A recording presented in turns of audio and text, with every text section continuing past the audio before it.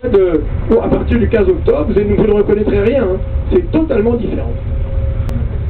Alors maintenant, on a vu marée haute, marée basse, et si ça fonctionne comme ça, il faut savoir que depuis 1000 ans qu'on observe les inondations à Paris, on s'est rendu compte que les inondations arrivaient toujours en fin d'hiver, début de printemps.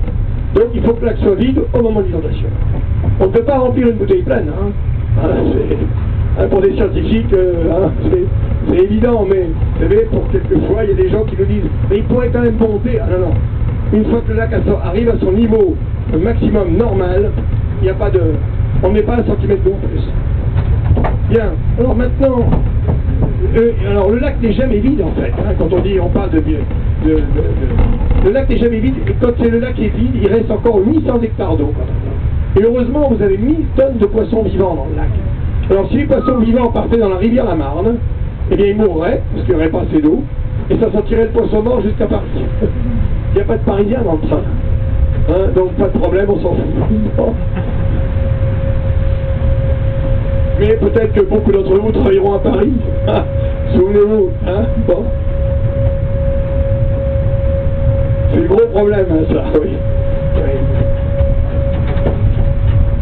Bien, alors maintenant nous allons voir les travaux, et nous allons partir de Saint-Dizier de la rivière la Marne. Et Saint-Dizier au niveau géographique est exactement à 150 mètres au-dessus du niveau de la mer, et le lac est à 140 mètres. Ce qui veut dire que nous avons 10 mètres de dénivellation entre Saint-Dizier et ici, et ça suffit pour faire le canal qui amène l'eau naturellement par la pente. Alors ce canal d'amener est quand même capable d'absorber 375 mètres cubes d'eau seconde. Et la plus grosse inondation de la Marne en 1910, c'était 680 mètres cubes seconde.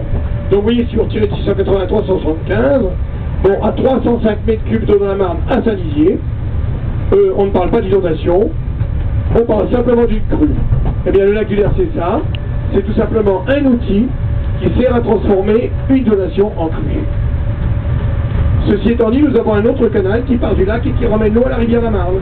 Donc vous voyez, on prend l'eau de la Marne, on la stocke ici, et on la restitue en Marne. Alors en ce qui concerne la construction du plan d'eau, on n'a pas creusé le lac du Der, hein. On a simplement fait des digues, et des digues, il y en a 25 km. Donc du côté gauche, vous avez tous les instruments pour la sécurité. On y trouve des bornes pour mesurer les déplacements de la digue. Vous voyez, regardez ces petites bornes rouges là. Hein.